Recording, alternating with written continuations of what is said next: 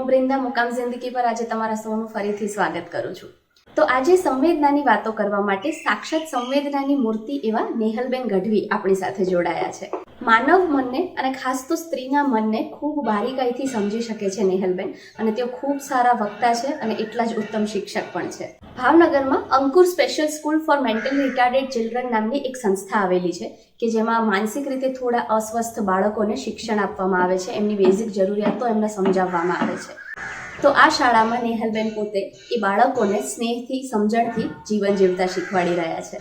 તો આપણી આસપાસ બનતી અને જીવાતી ઘટનાઓને સાક્ષી ભાવે જોઈને એમાંથી જે સારપ છે એ તારવીને નેહલબેને એની સુંદર રીતે રજૂઆત આપણી સાથે કરી છે. તો આવો આજે એમના અનુભવ જગતમાં પણ થોડુંક ડોક્યુ કરી આવીએ. Welcome to my channel.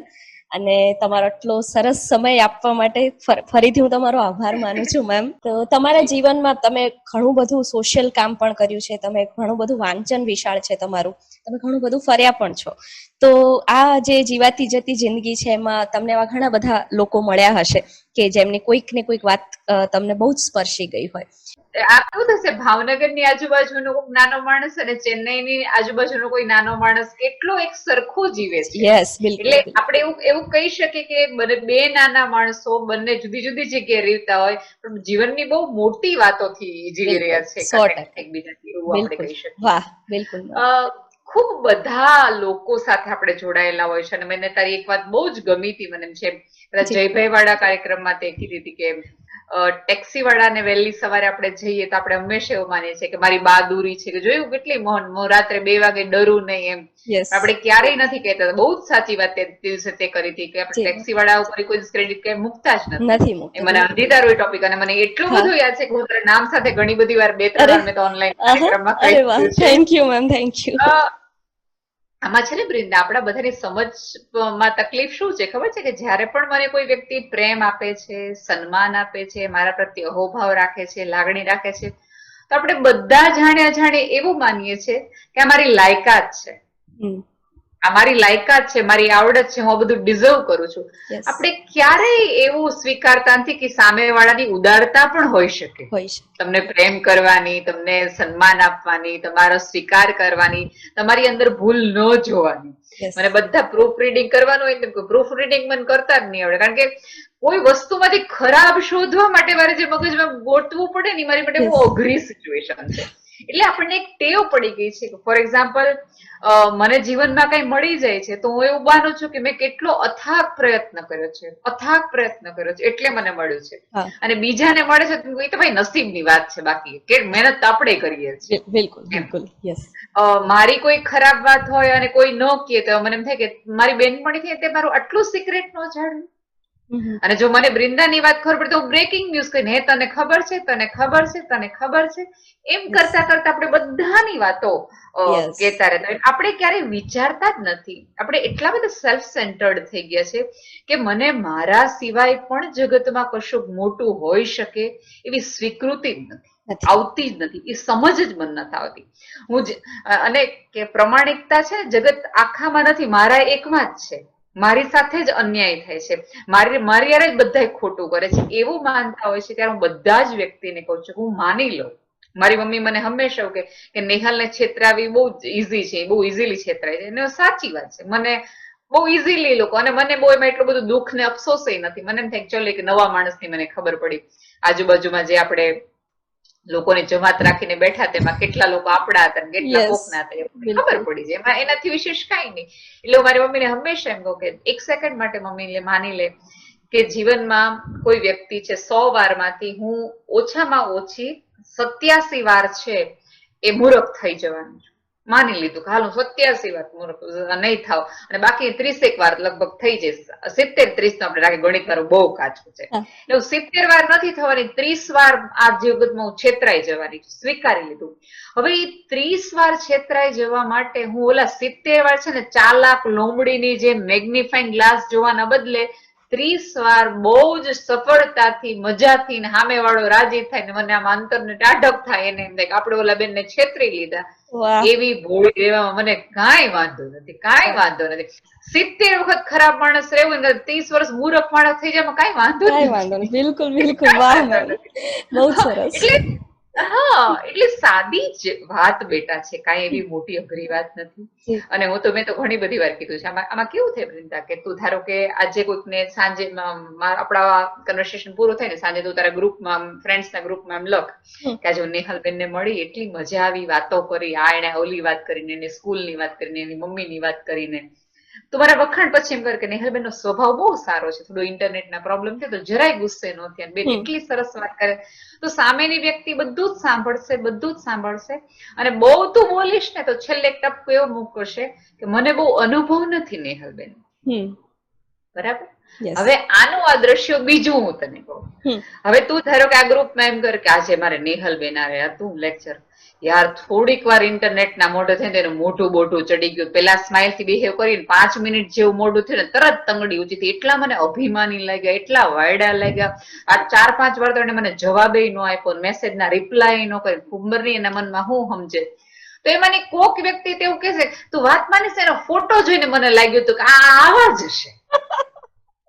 Yes, ખરેખર બિલકુલ. એટલે કોઈ ખરાબ છે તો હારો સાચી વાત છે જ તે. તું વખાણ કરીશ તેમ કેશે મને બહુ અનુભવ નથી, હશે કદાચ હશે.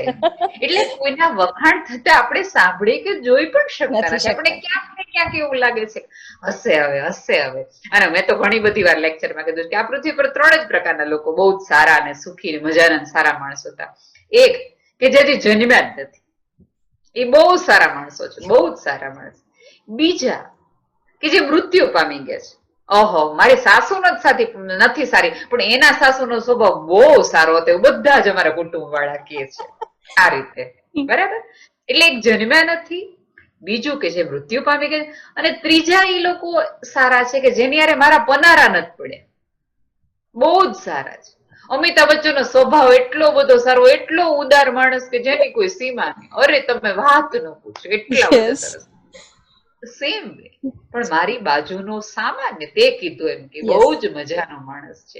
એ તમને ટ્રેનમાં કોઈક વ્યક્તિ અજાણ્યો માણસ એમ પાણીની બોટલ નું પૂછે અથવા તમારી બેગ લઈ લે તો તમે કેટલું આખું 8 કલાકની જર્નીમાં તમે કેટલું સરસ રીતે બિહેવ કરો. આપણા થેપલામાંથી અડધું બટકું, અરે ચાખો ને ચાખો. તમે ગુજરાતી થેપલા ક્યાંથી છે, માત્ર એકવાર બેગ લીધી એટલા માટે.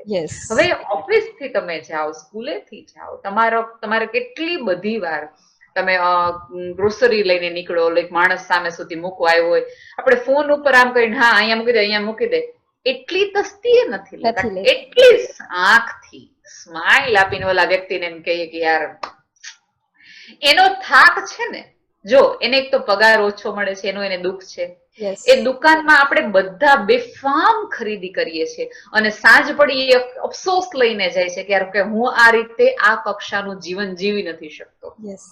માલિકનું તમામ પ્રકારનું ફ્રસ્ટ્રેશન છે. હવે હું એક ખરીદી કરવા ગઈ હોઉં તો માલિકને મારા ઉપર ગુસ્સો આવશે ને તો એ મને નહીં કહી શકે કે ભાઈ બેન જે જોતો એ લઈ લ્યો ને સીધા વયા જાઓ, ખોટી માથાકૂટ ન કરો. એ ઓલા નાના છોકરાને ખીજાવાનું છે, એની હારે બધી માથાકૂટ કરવાની છે. તો એવા સમયે મારી એકાદ સ્માઈલ, કેમ છે દોસ્ત, કેમ છે બેટા. મને સૌથી વધુ દુઃખ છે ને ત્યારે થાય છે કે જયારે રેસ્ટોરન્ટમાં કોઈ માણસ જમવા જાય છે, રોહ ઝાડી અને વેઇટરને એક તો તુકારે બોલાવે છે. મને હંમેશા એમ થઈ જાય કે યાર એને તમે કે અમે શું વાંધો છો, ચાલો ભલે નાનો જોઈ, હલે ટોમી અહીંયા આવતો, હલે ચિંટુ અહીંયા આવતો, એવા નામ બોલાવીએ છીએ. અને વધીને જો ભૂલથી એનાથી મોડું થાય, દાળ તમને જોતી હોય એવી ગરમ ન આવે, તમને જોતું એના કરતા બધું મીઠું આવે, બધું વેઇટર ઉપર તમે ધોડાધડ કેટલા બધા ટેબલોની વચ્ચે તમે કહો છો, તમને એવું લાગે છે કે તમે કઈક બહુ મોટો રાજા થઈ ગયા છો અને 4 લોકો તમારી સામે જોઈ એટલે તમે વધુ અવાજ ઊંચો કરો, વધુ અહમ કરો, ઓહો. એટલે અટેન્શન સિકિંગ ના ભાગરૂપે તમે એક વ્યક્તિની આખા દિવસની મહેનત, એનો મૂડ, એની તકલીફ, એની મૂંઝવણ ઉપર તમે ચીરા પાડો છો, તમે મરચું રેડો છો એના ઘા ઉપર, એના જખમો ઉપર. એના બદલે તમારામાં એટલી બધી તેવડ હોય તો એ ઓનર ને કયો ને, આપણે તરત એમ અરે ફલાણા ભાઈ ની હોટલ છે બોલાય નહીં, ત્યાં તમે તરત જ એવું કહી દો છો. તમારો બોસ છે એ તમને તમારા ખબર જ તમને હોય કે તમે સાચા છો, તમારો અભિપ્રાય એકદમ સાચો, ત્યાં તમે કેમ મિયાની મીંદડી થઈને એમ કહો હા સર, જી ઓકે સર, થઈ જશે, don't worry sir, don't worry. એટલે સમાજની આજુબાજુ જે ટેક ઇટ ફોર ગ્રાન્ટેડ લઈ લેવાની સ્થિતિ છે ને, એમાંથી આપણે બધાએ સૌથી બહાર આવવાની જરૂર છે. આ લોકડાઉનના દિવસોમાં છે ને ખાસ જોવાનું એ જ હતું. મેં તો શરૂઆતમાં પણ એક બે વાર કીધું હતું કે આ દિવસો દરમિયાન તો યાર રિસ્ટાર્ટ લાઈફને કરવાની જરૂર છે, પોતાની જાતને કરવાની જરૂર કે ક્યાં હું માણસ બનવાનું ચૂકી જાઉં છું. અને સાહેબ પ્રકૃતિએ તો આપણને કહી દીધું, સમજાવી દીધું કે અમને તમારી યાર નથી મજા આવતી, તમે બધા ઘરમાં રહ્યો, અમારે બધાને બહાર નીકળો, અમારે બધાને બહાર નીકળો. એટલે સમજી જવાની જરૂર છે આ દિવસોની અંદર કે મારી અંદર શું શું. આપણે ત્યાં તકલીફ એ થઈ પરીક્ષાઓના હિસાબે કે મને જે ભણાવવામાં આવ્યું છે એ મેં કરી દીધું, પણ આપણી પરીક્ષાઓ આપણને આત્મપરીક્ષણ નો શીખવાડ્યું. એટલે આપણે પ્રશ્ન પૂછતા કરી દીધા, પણ જાતને નહીં, અન્યને પૂછવાનું. મારી જાતને હતું કે યાર નેહલ 24 કલાક પાછી ફરી 8 કલાક નોકરી કરીને આવી, 4 જગ્યાએ બીજા કામ કરીને આવી, તને શું લાગે ક્યાં તો ખોટી હતી, ક્યાં તે વધુ ઓવર રિએક્ટ કર્યું, ક્યાં તારે સોરી કહેવાની જરૂર હતી, ક્યાં તારે થેન્ક યુ કહેવાની જરૂર હતી, ક્યાં તારે આઈ લવ યુ કહેવાની જરૂર હતી, અને ક્યાં તારે ઇટ્સ ઓકે કહેવાની જરૂર હતી. હું સાંજે શું છું ને તમારા મગજને મળી વૃંદાએ મને આમ કહેવાની જરૂર હતી, દર્શને મને ઓલું નહોતું કહેવાની જરૂર, સુભાષભાઈ આ બોલવાની જરૂર હતી, સૈદાએ છે ને આ નહોતું કરવાની જરૂર. આને હું એક અભાવ સાથે સુઈ જાઉં છું અને સવાર ઉઠીને મારો સ્વભાવ તો બહુ જ સારો, મનમાં કઈ હોય જ નહીં. મને રૂવાડે ફરિયાદ હોય છે, રૂવાડે ફરિયાદ હોય. બુદ્ધે એક વખત બહુ સરસ કીધું હતું કે જો આપણી ઈચ્છાઓ, આપણી વાસનાઓ અને આપણી ઈર્ષાઓ બદલ આપણને એક એક શીંગડું ઉગતું હોત ને તો આપણને ખબર પડત કે આપણે શીંગડા સિવાય કઈ છીએ જ નહીં. એક ભૂલ, એક ઈચ્છા, એક મારી કોઈ માટેની ઈર્ષા, એ બધું થાય ને એક શીંગડું ઉગે. ભીંગડા ને શીંગડાથી ભરેલો માણસ હોય. સુંદરતા તો ક્યાંય દૂરની છે. ઉપરવાળાની મહેરબાની છે કે આપણા કેટલા બધા પાપ, આપણા કેટલા બધા એ ઉપર સુંદર મજાનો ચહેરો જાળવી રાખ્યો છે એટલે બહુ બેફામ ફરી શકે છે. બાકી મારા મનના વિચારો કે મારા પાપ જો દરરોજ સાંજે હિસાબ થઈ જતો હતો સાહેબ, તો આપણે ઘરની બહાર જ ન નીકળી શકીએ. બિલકુલ 100% ખરેખર સાચી વાત છે મેમ. એવી વાત છે. વાહ ખરેખર મેમ બહુ જ સરસ વાત કરી રહ્યા છો તમે. મને એકચ્યુઅલી સૂફી વાળી ફીલ આવી રહી છે ખરેખર. Yes ma'am. Yes ma'am. વાહ. યસ જી મેમ, તમે બહુ સરસ વાત કરી રહ્યા છો. તો આવી જ રીતે કોઈ પર્ટિક્યુલર કોઈ વ્યક્તિ સાથેનો કોઈ તમને પ્રસંગ જો યાદ આવતો હોય જે તમને સ્પર્શ્યો હોય અથવા તમને બહુ ખાસ નોટિસ કરવા જેવો લાગ્યો હોય તો એ પણ અમારી સાથે શેર કરો. હું તો એવા ફિલ્ડ સાથે જ બેટા જોડાયેલી છું કે મારે રોજ આજુબાજુ અનુભવ, ક્યારેક એવું બને કે મારી સંવેદનશીલતા એટલી બધી બુઠ્ઠી હોય છે કે હું ઝીલી શકતી નથી, અથવા તો હું અંદરથી એટલી ઘવાયેલી હોઉં છું કે સ્પર્શી શકાતી. પણ હું તને આજનો જ કિસ્સો, દૂર સુધી આપણે જવું જ નથી. હું ઘર બદલી રહી છું, સોરી મકાન બદલી રહી છું. હજી એ મકાનની દિવાલોના જીવ પૂરતા તો મને વાર લાગશે, ઘર બનાવતા મને વાર લાગશે. હજી તો હું મકાન બનાવી રહી છું. એટલે હું શક્ય હોય ત્યાં સુધી મારું ઇન્ટેન્શનલ એવું હોય છે કે ભાઈ હું મારા બાળકોની કોઈક વ્યવસ્થા કે એને નાનું મોટું કામ આપું અને ક્યાંક એમને અર્થોપાર્જનમાં કામ થાય. તો મજૂરી કામમાં કબાટ ફિટિંગ કરવામાં એક અમારો બહુ વર્ષો જે ઇમરાન મારી પાસે તો ભણ્યો નથી પણ મારી સ્કૂલનો વિદ્યાર્થી છે, મને યાદ હતું કે આ બધું કરે છે. એટલે મેં હીરાભાઈને કીધું તમારે એક મજૂરની જરૂર પડે ને સાથે એક બીજી વ્યક્તિ મોકલીશ, એ આવશે. એટલે ઇમરાનભાઈ આવ્યા એમ. અને ઇમરાનભાઈ મને મળે છે ને આજે 5 વર્ષ પછી, એટલે મને એવું તો મને તો ઓળખશે નહીં. યુનિફોર્મ પહેરીને આવ્યા. ઇમરાનભાઈ એટલે મારા કરતા 4 વર્ષ મોટા, બરાબર? એ યુનિફોર્મ પહેરી દેવા એટલે હું છક થઈ ગઈ. અને હવે તો એ યુનિફોર્મ નથી, યુનિફોર્મ બદલાઈ ગયો છે. એટલે મેં કીધું તમે તો સ્કૂલે આવ્યા? એ કે બેન ના ઘરે જઈએ તો યુનિફોર્મ પહેરીને જવું જોઈએ. એટલે મને એટલું બધું લાગી આવ્યું, એટલું બધું મને પહેલી વખત રિયલાઇઝ કર્યું કે ચલો બાળકોને હજી અમે નો ડાઉટ એમની ઉંમર 40 વર્ષની છે પણ અમારી માટે તો કોઈ પણ મંદબુદ્ધિ વ્યક્તિ છે, અમારી માટે બાળક જ છે. બિલકુલ બિલકુલ. એટલે પછી બીજા ભાઈ જે એની સાથે હતા ને કે તો કઈ સ્કૂલમાં ભણ્યો? એ કે પહેલી વાર અંકુરમાં તો હું છેલ્લે ભણ્યો, પણ એ પેલા કે હું 8 નિશાળમાં ભણ્યો હતો અને તમને ખબર છે હું એકેય જગ્યાએ પાસ નહોતી, બધે નાપાસ. અને બ્રિંદા એની નિષ્ફળતાનું જે આનંદથી રિયલાઇઝેશન કરાવ્યું, સામે વાળાને એમ થયું કે હું પેલા નંબરની આટલી બધી તમા કરું કોલર ઊંચા કરું, અને 8 વાર નાપાસ થવાનો આનંદ એટલો બધો છે. વાહ વાહ. ક્યારેક તમે એટલા હોય છે કે ફર્સ્ટ નંબર ઉપર આવો ને તો એમ થાય કે 98% જેવા 2% સાહેબે મારા કાપી નાખ્યા. યસ. અને ક્યારેક ઓલા 35 ને 5 મળ્યા, ચડાવ 5 મળ્યા હોય ને ઈ મજામાં આવતો હોય. મને હજી યાદ છે કે એક સ્કૂલનો એક કિસ્સો હું યાદ કરું, મને સુભાષભાઈ આ વાત કરેલી જી. કે એક એનો વિદ્યાર્થી હતો કે જેને 90 માર્ક્સ ઇંગ્લિશમાં આવ્યા એમ, અને એ વ્યક્તિ પ્રિન્સિપલ ને ફરિયાદ કરવા જાય છે કે સુભાષભાઈ મારા અહીંયા 4 માર્ક કાપી નાખ્યા છે. ઓ આ સાંભળજે. એવી ફરિયાદ કરવા છે કે સુભાષભાઈ મારા 4 માર્ક કાઢી નાખ્યા. અને એક છોકરો છે જાડો છે, ખબર જ છે કે એને 35 માં 2 માર્ક વધારાના 37 મળ્યા. એ સુભાષભાઈ ને આવીને એમ કે સમોસો ખાવા જાવું સાહેબ. વાહ. એવું આનંદ નથી, પણ આને એમ થયું ઓહો આટલા તો કાઢ્યા નહીં, ખૂટે જીવી લેશું આપણે. બિલકુલ બિલકુલ. એટીટ્યુડ છે ને મજાની. એટલે ઇમરાનભાઈ એ મોલાભાઈ 8 વખત કે નાપાસ થયો છું, ક્યાંય હોય કે હાઈલો જ નહીં એમ. વાહ વાહ. ઓલા કે તું ભણ્યો હોત ને તો અત્યારે મજૂરી કરવાના તને વારા નો આપાત. તો બ્રિન્દા હું અવાક રહી ગઈ. છોકરાએ છે મેં કીધું એમ કે બહુ ભણેલા ગણેલા હોય ને એ બધાની આતરડી બહુ દુખાવે. ઓ વાહ, મને કેટલું થોડોક સત્ય. રસ પડ્યો. કેટલું બધું સત્ય. એ જ. ઇમરાનને કેમ તું એવું કે છો કે આંતરડી બહુ દુખાવે? એ કે બેન જોઈ કે પોલીસ વાળા થાય ને તો બી કોકને મારવાના વાર આવે તે કેટલા રોવે. એ કે મેં એવું સાંભળ્યું છે કે આ નેતાઓ છે ને બહુ ખાઈ જાય. તું એવું માને છે કે નેતાઓ ભણેલા હોય? તો કે હા બેન, તો જ કે હોય ને કે સહી કરવાની હોય, તમને ખબર છે એમ. એટલે એમાં તું કે માત્ર તમને સહી કરતા આવડે તમે ભણેલા કેવો. મેં કીધું કઈ વાંધો નહીં, તું ભણેલો નથી પણ તને તને આનંદ તો છે ને. મને કે બેન મને કઈ કમાવું બમાવું નથી. તો મેં તો તાર શું કરું છું? એ કે આપણે તો ખાવા પીવા મળી જાય એટલે ઘણું. મેં તો તું શું કામ કમા છો? એ કે મારા મમ્મી છે ને કે બહુ બીમાર રહે છે, મારે એની હાટું એ હાજા થાય ને એટલું જ કમાવું છે. વાહ, સંતોષ. અને મને એમ થઈ ગયું કેટલો સંતોષ. અને બીજું કે કેટલો ક્લિયર છે. અને તેમ છતાં બ્રિન્દા કે મારા બાળકો મંદબુદ્ધિ ના કહેવાય. વાહ, યસ. અત્યારે 40 વર્ષના, હા આયરોની, 40 વર્ષના ભારતના કોઈ પણ યુવાન કે જેનો આઈક્યુ છે એ 100 ઉપર કે 150 ની આજુબાજુ ને 130-40 ની જેટલો હાઈએસ્ટ આઈક્યુ હોય એ વ્યક્તિને તમે પૂછો ને કે તમારે શું કરવું છે કમાઈને, તો એની પાસે 50 ગોલ હશે, એક ક્લિયર ગોલ નહીં હોય કે આની માટે મારે જોઈએ. આ છોકરો ક્લિયર છે બસ મારા મમ્મી માંદા છે ને એને હાજા કરવાના છે, આટલું જ જોતું છે. આટલું જ જોતું છે ને આટલું કરે.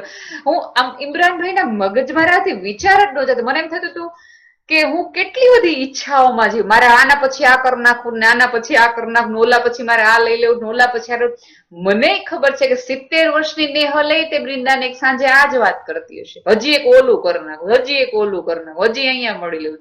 એનો અર્થ એ છે કે મારી અંદર એટલું બધું ખોખલાપણું છે કે મારે બહારના શિખરો રોજ નવા ગોતવા પડે છે. બિલકુલ. એક પણ વખત મારી પ્રતીતિ મને મારી જાતની સંતોષની હોત તો કદાચ મારે આટલી બધી દોડ બહાર લગાવી જ ન પડી. તો હું અંદર શાંતિથી પલોઠી વાળીને બેસે. પણ જો હું શાંતિથી પલોઠી વાળીને બેસું તો મારી અંદરની કુરૂપ નેહલ જ મને એટલી બધી ખૂંચે છે, મને ડર લાગે છે મને મળતા, એટલે હું હજારો લોકોને બહાર મળતી રહું છું. બહાર હું દોડતી જ રહું છું, કરતી જ રહું. શું કામ? એકમાત્ર કારણ માટે કે મારે મારી એ ગંદી નેહલને ન મળવું પડે. અને બધાની સ્થિતિ ઓલમોસ્ટ આપણા બધાની આ. Yes, 100% ma'am. બહુ જ હૃદયસ્પર્શી વાત કરી તમે. મારી પાસે ખરેખર શબ્દો નથી અત્યારે. અરે તારી પાસે તો એટલા બધા શબ્દો છે કે તને વાંચીએ તો અમારે આમ કરવું પડે, આંખમાં પાણી આવે. અરે મેમ, એટલું સરસ લખે છે. Please thank you ma'am, thank you so much. વાહ, બહુ જ સરસ વાત કરી તમે ઇમરાનભાઈની. અને ખરેખર એમના જે સંતોષની વાત છે અથવા એમના જે ગોલની તમે વાત કરી, આપણને પણ વિચારતા કરી જ મૂકે. ખરેખર એટલી સરસ વાત છે. એટલે હું એવી આશા કરું કે મારા બાળકોએ મને જેટલું જીવન શીખ્યું છે ને એટલું મને મારા અનુભવોએ પુસ્તકોએ નથી શીખ્યું, જેટલું મને મારા બાળકોએ જીવતી નેહલ કરી છે. મારું મગજ બહુ બધા લોકો સમૃદ્ધ કર્યું છે, પણ મારું દિલ મારા બાળકોએ જ સમૃદ્ધ કર્યું છે, કોઈ સવાલ વગર. વાહ, બહુ જ સરસ ને બહુ ઊંચી વાત કરી તમે. અને તમે કામ પણ એટલું જ ઊંચું કરી રહ્યા છો. તમારા કામ પ્રત્યે પણ અમને બહુ જ વધારે માન છે. અને અમે પણ આશા કરી કે ક્યારેક થોડુંક પણ જો એમાં અમે પણ મદદ કરી શકીએ તો બહુ ગમશે. એટલે ચોક્કસ. અને યસ મેમ, તો આ બહુ જ મસ્ત પ્રસંગ હતો, તમે બહુ જ હૃદયસ્પર્શી વાત કરી. હવે લાલચ થાય છે કે હજી આવો એકાદો પ્રસંગ તમે શેર કરો તો બહુ ગમશે. હા, એક પ્રસંગ, જી. બે પ્રસંગ મને યસ. કેવા જ છે. અરે યસ શિફાના યસ, તો મને બહુ પ્લીઝ કેવા પ્લીઝ ગમે. મેમ. યસ. અસ્મિતા પર્વમાં એક વખત અમારા બધાનો કાર્યક્રમ હતો અને મારે એવું છે કે હું મારા બાળકોને ક્યાંય પણ જવાની હોઉં, શું પણ કરવાની હોઉં, તો એમને ખબર હોય કે બેન શું કરવાના છે, ક્યાં જવાના છે. બહુ મોટો પ્રોગ્રામ કેવો કઈક હોય તો તમે મારી માટે પ્રાર્થના કરજો, અથવા એમનો મારે કોઈ મોટો પ્રોજેક્ટની રજૂઆત કરે તો એમ કહું કે તમે મારી માટે પ્રાર્થના કરજો. અને મને બહુ દિલથી એવી એક શ્રદ્ધા છે અંદરથી કે મારા બાળકોની પ્રાર્થના છે ને ઉપરવાળો ક્યારેય ન સ્વીકારે એવું બને જ નહીં. એટલા બધા બ્રિંદા એ મજાના ને એવા છે. ધારો કે તને શરદી થઈ હોય અને આજે મેં મારા ક્લાસમાં એક એવી ટેવ પાડી છે કે 12 વાગે અમે એસેમ્બલી પતાવીને પછી ક્લાસમાંથી આવીએ, બધાને એકબીજાને પૂછીએ કેમ છો કેમ નહીં, પછી 2 મિનિટ થી 3 મિનિટ પ્રેયર કરવાની કે ભાઈ આજે બ્રિંદાની આંખ સારી નથી, આજ બ્રિંદાને શરદી થઈ ગઈ છે, આજે નેહલને આમ છે, નેહલના મમ્મી નામ છે, ઓલા ભાઈને આમ છે, આટલું કહેવાનું. હવે એવું બને બ્રિંદા કે હું કેતા ભૂલી જાઉં કે હવે બ્રિંદાને શરદી નથી, હવે બ્રિંદાની આંખ સરસ છે. જો મારું કહેવાનું ભૂલાઈ જાય પણ એમની પ્રાર્થનાઓ ન ભૂલાય. એ હજી જ અકબંધ પ્રાર્થના કરતા. મારે એમને કેવું પડે કે બેટા હવે સરસ થઈ ગયું છે, બહુ સરસ થઈ ગયું છે. એટલે એવા કિસ્સાઓમાં હું અસ્મિતા પર્વ હતું તો બાપુની હું વાત કરતી હતી કે અમારે આમ આ છે ને, આને મોરારી બાપુ છે, આ મોરારી બાપુ છે, આ આમ છે, બાપુ બાપુ બાપુ શબ્દ વાપરતી. એટલે લોકો, બાળકો એટલા ક્લિયર થઈ ગયા હતા કે આ જે ભાઈ છે એને બાપુ કહેવાય, આને બાપુ કહેવાય. યસ. અને બાપુના બધા હું ફોટોગ્રાફ્સ થી દેખાડતી હતી કે આ મોરારી બાપુ છે, આમ તેમ. અને અમારે એક રિક્ષાનો બહુ જ મોટો પ્રશ્ન હતો. અમે 200 બાળકો, અમારે 180 બાળકો છે, પણ અમે બધા જ બાળકોને ફ્રી ઓફ એજ્યુકેશન આપીશ. પણ પ્રોબ્લેમ એ છે કે શાળાથી સ્કૂલ ને સ્કૂલથી શાળાથી જે રિક્ષાની ફી છે એ બહુ જ વધુ છે, બહુ જ વધુ છે. જે બાળકો પાછળ, એટલે આમાં એવું છે કે અમારા બાળકો પાછળ કદાચ એટલા બધા મંથલી 700-800-1000 રૂપિયા ખર્ચવા ન પોસાય અથવા ન ગમે, બંને એટલું જ સાચી વસ્તુ છે. એટલે રિક્ષા સહાય યોજના હતી અને બાપુએ પહેલ કરી અને મારા બાળકોને બહુ જ મોટું દાન આપ્યું અને મારા બાળકોની રિક્ષાની વ્યવસ્થાઓ શરૂ થઈ. એટલે બાળકો માટેની એક અહોભાવ બાપુના મનમાં પણ હતો, પણ હવે બાળકોના મનમાં પણ બાપુ માટે એક જુદો અહોભાવ હતો. એટલે બાપુના ફોટોગ્રાફ્સ બતાવી હતી તો બાપુના ફોટોગ્રાફ્સ કેવાય પગ ના દેખાય, આમ આટલું ફેસ જ દેખાય, ક્યાંય પગ ના દેખાય એમ. અને યા તો બાપુના પગ દેખાતો એવો ફોટો હોય તો બાપુનો ફેસ ન હોય, એટલે બાળકોને એમ થાય આ કઈ બાપુના ફોટોગ્રાફ્સ નથી. એટલે મારી એક શિફા નામની એક દીકરી હે બેન બાપુને પગ નથી, કે એને પોતાને પગની તકલીફ હતી, એને તરત એમ કીધું બાપુને પગ નથી એમ. કીધું ના બેટા, બાપુને તો પગે છે અને એટલું બધું મોટું હૃદય છે કે આપણે બધા જ એ હૃદયમાં રહી જઈએ. હવે આના પછી થોડાક દિવસ પછી 2-2.5 મહિના પછી ગાંધીજીનો એક ગાંધીનગરમાં બહુ જ મોટો મંદિર થયું છે, મહાત્મા મંદિર. ત્યાં ગાંધીજીને બધા ઓલા થયા અને અમે લોકો એવું નક્કી કર્યું કે અમારા બાળકોને 150મી વર્ષ છે તો મારા બાળકોને જોવા લઈ જાય. એટલે મેં પછી શરૂ કર્યું ગાંધીજી વિશે એમને સમજાવવાનું કે જો આ ગાંધીજી છે ને, ગાંધીજી આમ છે. એ ગાંધીજીને બાપુ કહેવાય, બાપુ કહેવાય. એટલે મારો જેનિસ નામનો છોકરો છે ને, મને આમ ગાલ પકડીને કીધું, મને કે હનુમાનજીના ફોટા ઉપર હોય ને એને બાપુ કહેવાય અને રૂપિયાના ફોટા ઉપર હોય ને એને ગાંધીજી કહેવાય. એટલે એને બે બાપુને કનેક્ટ કરી લીધા.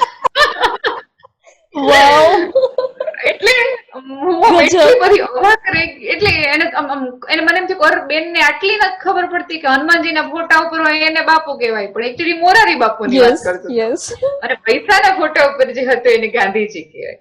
એટલે પછી ગાંધીજીની ઓળખ શરૂ થઈ ગઈ. હવે બાળકો ફોટોગ્રાફ્સ જોઈને ઓળખી શકતા હતા કે આ ગાંધીજી છે, આ ગાંધીજી છે, આ ગાંધીજી છે.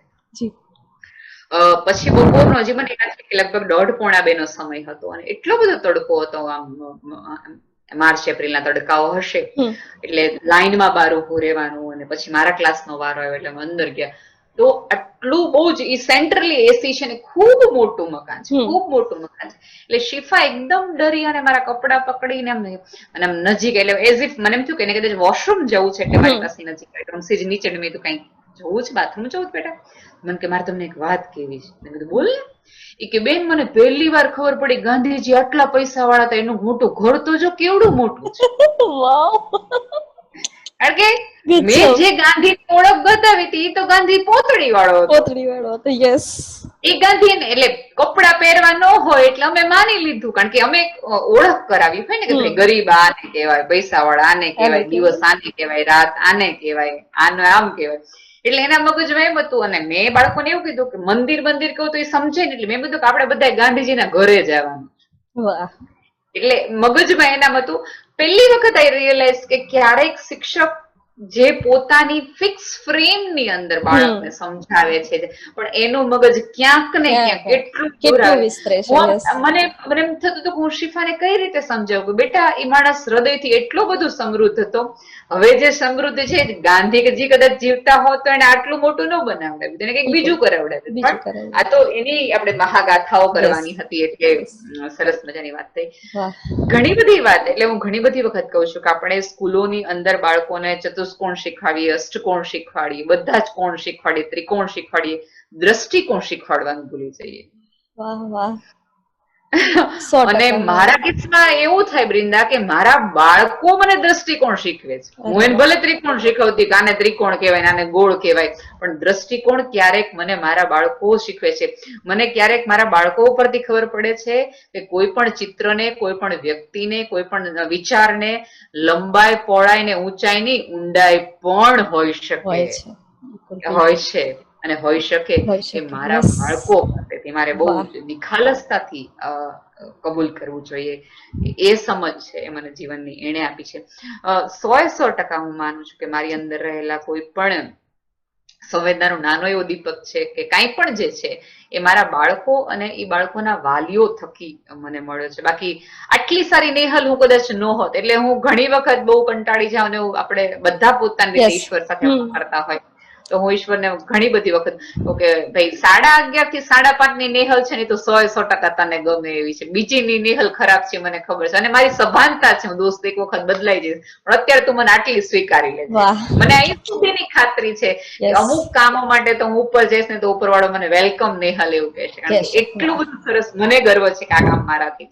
બિલકુલ બિલકુલ મેમ, અમને પણ એટલો જ ગર્વ છે અને અમે પણ એટલા બધા ખુશ છીએ ખરેખર, કારણ કે આ એક એવું કામ છે મેમ કે જેમાં જે ફક્ત પૈસાથી કે ફક્ત સમયથી નથી થઈ શકતું. આમાં જે જોડે જે સમય, જે રીતે સમય અને જે રીતનું ઇન્વોલ્વમેન્ટ જરૂરી છે એ તમે આપી રહ્યા છો, એટલે લાઈક સેલ્યુટ ખરેખર મેમ. એટલે ખૂબ બધા લોકોનો સાથ છે સમાજનો. કોઈ આર્થિક રીતે અમને મદદ કરે છે, કોઈક અમને માત્ર વિચારથી કરે છે, કોઈક અમે સરકાર છે અમને યોજનાઓથી કરે, દરેક પોતપોતાની રીતે પોતાની જગ્યાએ. પણ હું જ્યાં હોય ત્યારે એમ કહેતી હોઉં છું કે ક્યારે પણ ખાસ મારે આ માધ્યમથી કેવું છે કે જ્યારે પણ કોઈ મંદબુદ્ધિ બાળક અથવા તો કોઈ પણ વિકલાંગ બાળકની માતાને તમે જુઓ જાહેરમાં, અમારે ત્યાં કેવું થાય વૃંદા કે આવું બાળક આવે એટલે આજુબાજુ વાળા બધા જ એક ને એક વિશિષ્ટ પ્રકારના ટોન્ટીન થી એવું મારવા માંડે કે અત્યાર સુધી અમારી પેઢીમાં આઈન્સ્ટાઈન જ આવતા હતા, આ તારા લીધે આ બાળક આવું તકલીફ વાળું ને એવું બધું થયું છે. પહેલો વિધ્વંસ સ્ત્રીનો છે, એની પહેલી ફાઇટ છે, કુટુંબ સાથે શરૂ થઈ જાય, પછી ધીમે ધીમે ધીમે એવું થાય કે પોતાની જાતને કોચલામાં રાખવાનું બંધ કરી દે. એ ક્યાંય સમાજમાં બહાર ન નીકળે, પ્રસંગોમાં બહાર ન નીકળે, કારણ કે હવે અમારું બાળક હોય બુફેની થાળી આપણે તે ક્યારેક પઠોળાય છે પડે છે, આપણે ઇટ્સ ઓકે સોરી એવા સરસ મજાને એકદમ સ્ટાઇલિશ ઓલામાં કહીને બહાર નીકળી જઈએ. અમારું બાળક આમાંનું કઈ ના કરી શકે. જમતી વખતે લગ્નમાં જાય અને થાળીમાં ધડે અથવા તો કોળિયો પડી જાય, આમ બટેટું ભાંગવા જાય ને આખું બધું ઉછળી જાય, આપણે બધા જ વિચિત્ર ને ખૂબ ખરાબ મોઢું બાળકની માં સામે બગાડીએ અને ક્યાંક આપણે એવી આંખથી એને એવું કહેવા માંડે કે આટલું શીખવાડું, હાવ આવા સંસ્કાર. અને ત્યારે પછી એ સ્ત્રીને એવું સોંસરવું લાગી જાય કે જિંદગીમાં બહાર નીકળવાની હિંમત ન કરે. એને એમ થાય કે હવે બહાર નીકળવું જ નથી. આના બદલે એ બાળકની માને એમ ખાલી એટલી શ્રદ્ધાને ધરપત આપો, કાંઈ વાંધો નહીં, થાય. અહીંયા મારે કચરા પોતા કરવા નથી, કેટરર્સ આવીને કરી જશે, થાય. એના બદલે એ બાળકની માને એમ કહો તમારે એને જમાડવું પડે ને, તમે બેસો, કંઈક જોતો હોય તો હું તમને ધાવી દઉં.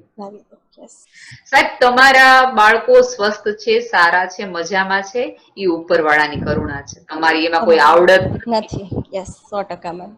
આપણે બધા એવું સમજીએ કે, અને ક્યાંક ને ક્યાંક જયારે આવા લોકોને જોઈએ ત્યારે આપણે બધા જ એવું કે આ તો કર્મના છે, આઈના અહીંયા ભોગવવાના છે, આઈના આવું બોલીને તમે શું કહો? જો તમે ખરેખર કર્મમાં માનતા હો, તમે એવું માનતા હો, તો આવું બોલીને તમે તમારા કર્મ શું કામ બાંધો છો? સાચી વાત છે.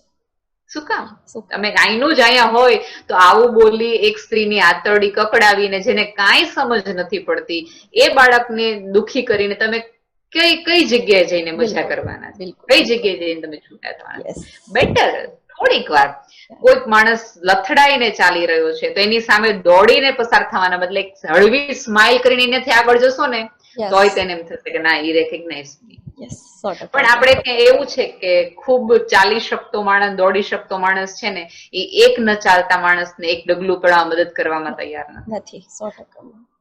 એટલે આપણા બધાની તકલીફો ને મૂંઝવણ એ છે કે આપણી આજુબાજુની નબળાઈઓ, આપણી આજુબાજુના તકલીફો ને મૂંઝવણો આપણને ક્યાંક સ્પર્શતી જ નથી. લકીલી અમારી સ્કૂલમાં ખરેખર સ્ટાફ એટલો બધો સરસ મળ્યો છે. મારા આચાર્ય છે Meghjibhai, always say yes to no. હું ગમે એવા તકિયાનું સીન હાવ એમ કહેવાય કે શેખ ચલીના વિચારો લઈને જાઉં, હી ઓલવેઝ સે યસ એમ. એટલે ક્યારેક એવું બને કે સારા લોકોનો સમૂહ એની મેળે બનતો જાય, એવું જ મારી સ્કૂલમાંથી છે. મારી સ્કૂલમાં આજે જ મેં ફેસબુક ઉપર સ્ટોરી લખી છે, જયપાલભાઈ, એને મશીનો સાથે પ્રેમ છે. એટલે અમે ઘણી બધી વાર હસતા કહીએ કે ભાભી બીજા નંબરે, પહેલા નંબરે મશીન. એ આવે એટલો બધો એમને મશીનો સાથે પ્રેમ છે.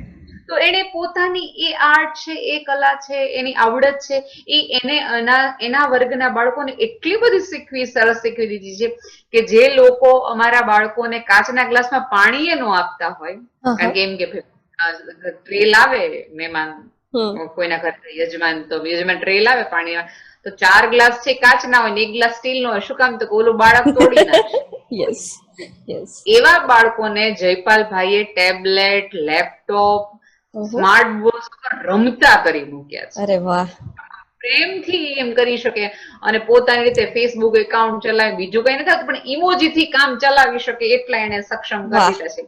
મારી સંસ્થાને એક પારસભાઈ છે, વૃંદા, બહુ જ પારસ પેપરમાં એને એક બહુ જ સરસ એક નિયમ લીધો છે. આપણે કહીએ કે ભાઈ જમણા પહેલા રામ બોલવાનું ને બધા કેટલા બધા નિયમ.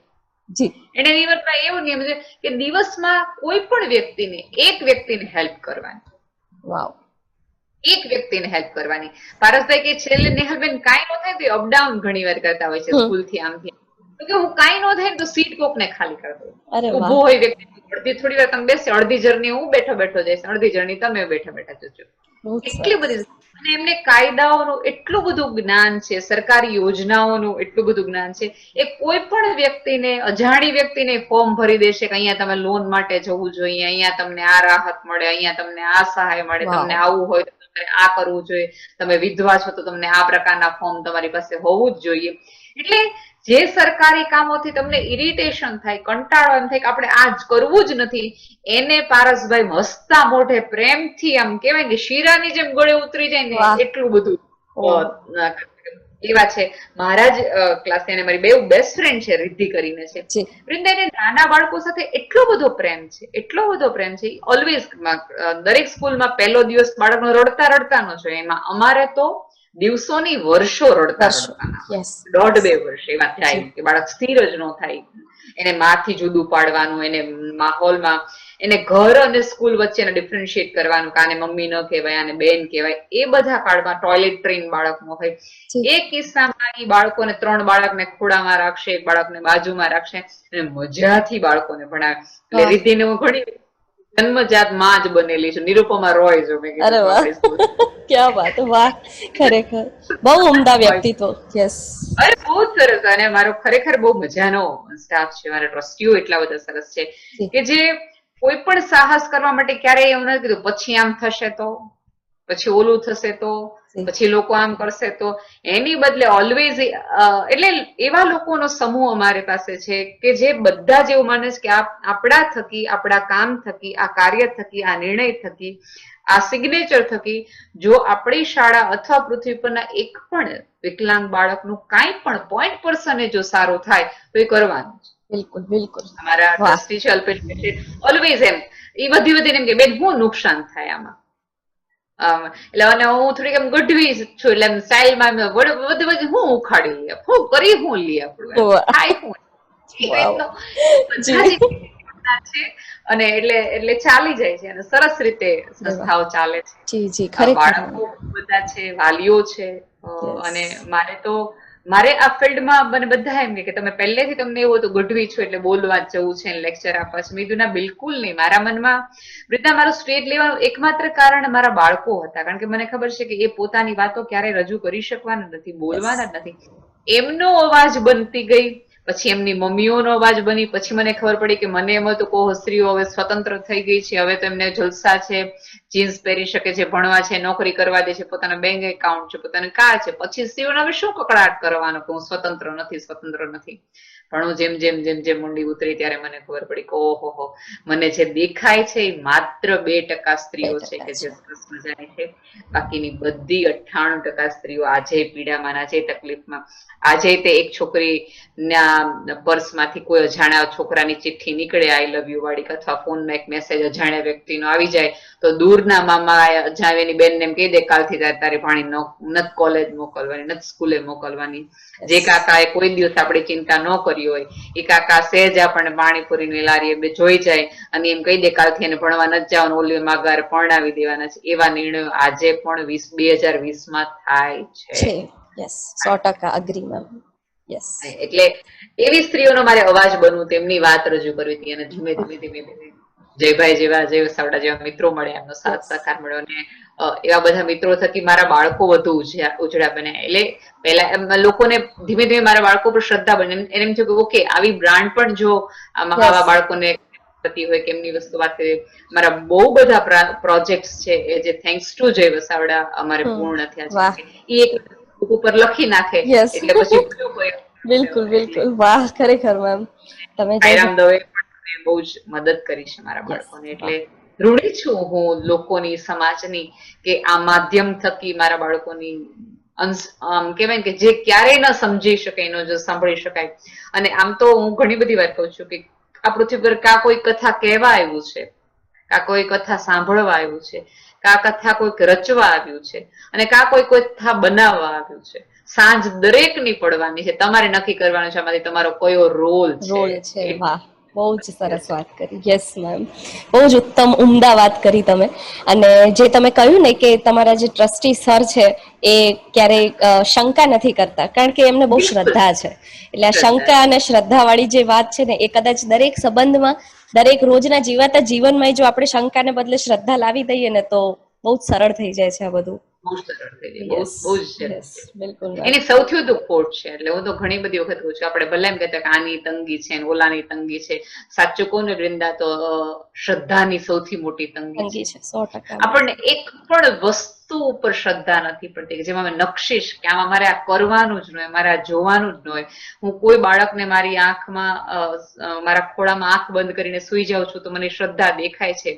કોઈ સ્ત્રી મારી પાસે જયારે સાવ અજાણી હોય, જાણીતી હોય, પોતાના હૃદયની બધી જ ખુલીને વાત કરીને રડતી જાય છે, ત્યારે હું કાંઈ જ બીજું એની માટે નથી કરતી, પણ હું સારી એક લિસનર બની શકું છું. ત્યારે મને એમ થાય છે કે એને મારી અંદર જે શ્રદ્ધા રોપી, હું ભલે કાંઈ ન કરી શકું પણ એને એ કેવું છે કે નેહલબેનને કહી દીધું તો કંઈક ઉકેલ આવશે. એવી શ્રદ્ધા જયારે કોક મૂકે એટલે ત્યારે મને ઘણી બધી વખત થાય સાચા અર્થમાં આપણે કોઈક આવી વ્યક્તિની જરૂર છે કે જેમાં આપણે એમ થાય કે હું આને કહી દઈશ ને પછી ભલે એનો ઉકેલ ન આવે, કશું ન થઈ જાય, પણ આપણે આને કહી દીધું તો કાંઈક રસ્તો નીકળશે. એટલે હું ઘણી બધી વખત કહું કે કોઈ પણ આત્મહત્યા થાય છે, કોઈ બધા સુસાઇડ કરે છે, ત્યારે એની આજુબાજુના સૌથી વધુ એ વ્યક્તિ નિષ્ફળ જીવનમાં નથી જતો, પણ એની આજુબાજુના દરેક વ્યક્તિનો સંબંધ નિષ્ફળ જાય છે. કે સાહેબ, તમે એક વ્યક્તિના જીવનમાં એટલી શ્રદ્ધા ન રોપી શક્યા કે પછલાણો, હાર્યો, દુઃખી થયો, પીડામાં થયો, તેને પહેલું નામ તમારું યાદ આવ્યું. હું આને એક કહી તો જોઉં. એમાં એ વ્યક્તિની નિષ્ફળતા નથી, તમારી નિષ્ફળતા છે કે તમે કોઈ વ્યક્તિમાં એટલી શ્રદ્ધા રોપી જ ન શક્યા, કે તમારા પર એટલી શ્રદ્ધા પડે કે કાંઈ નહીં, હું પંખે લટકતા પહેલા એકવાર આને કહી જાઉં કે જો તો કઈક હવા આવે છે, આ ઉમળામણનો કઈ ઉકેલ છે ખરો. આટલી સાદી વાત છે યાર. અને કાંઈ ન થાય, આ પૃથ્વી ઉપર કાંઈ ન થાય ને તો હું તો ઘણી વખત કહેતી હોઉં કે કોઈની સાથે કોઈની ઉકેલ ન કરી શકાય, કોઈને સ્મિત ન આપી શકાય, પણ સાથે રડી તો શકાય.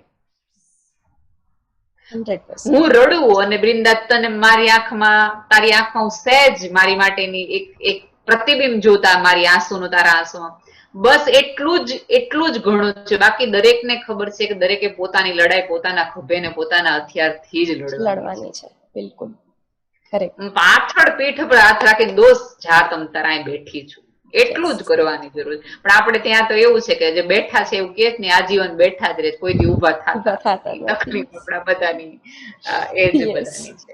તે વાત કરી બહુ જ સાચી વાત છે કે શ્રદ્ધાની અછત છે આપણને બધા. બહુ જ. Yes ma'am. મારી આંખોમાં પણ અત્યારે પાણી આવી ગયું, એટલે વગર માંગે પ્રતિબિંબ દેખાઈ ગયું છે. Yes ma'am. આવી શોધમાં આપણે બધા એકબીજા. બિલકુલ બિલકુલ મેમ. બહુ જ હૃદયસ્પર્શી વાતો કરી તમે મેમ, અને બહુ જ એવા સરસ કિસ્સાઓ અમારી સાથે શેર કર્યા. એટલે મને ખરેખર ખાતરી છે, આમાં તો હું આશા નથી કરતી, મને ખાતરી છે કે જેટલા પણ આપણા વાચકો કે શ્રોતાઓ સાંભળશે, એમના જે હૃદયના તાર છે, જે આપણે થોડા ઘણા આમ જેના ઝણઝણાવા છે, કે જે થોડીક સંવેદનાઓ બધામાં હોય છે, પણ ક્યારેક આમ દટાઈ જતું હોય છે, એની ઉપર થોડા આવરણો ચડી જતા હોય છે. તો આપણો પ્રયત્ન ખાલી એટલું જ છે કે એકાદ બે પડ થોડા જો ઉખડે ને તો માણસ થોડો વધારે કૂણો નાની એવી તિરાડ હશે ને તો એમાંથી કશું ઉગી નીકળશે. 100%. એટલે આપણો પ્રયત્ન એટલો નાનો છે ને મને 100% ખાતરી છે કે આપણું આ કન્વર્ઝેશન સાંભળ્યા પછી તો એ લોકોને ખરેખર યસ. તો thank you so much ma'am. તમારો આટલો સરસ સમય તમે આપ્યો અને આટલી સરસ વાતો કરી, આટલી સરસ રીતે વાતો કરી, એના માટે ફરીથી આભાર. અને યસ મેમ. અને આપણે યસ ચોક્કસ મળતા રહીશું. અને અમારા તરફથી કઈ મદદ હોય કે અમે કઈ કરી શકીએ એમ હોય તો પણ અમને ચોક્કસ જણાવજો, એટલે અમને બહુ ખુશી થશે તમારા સુધી પહોંચવામાં. જી યસ. Thank you.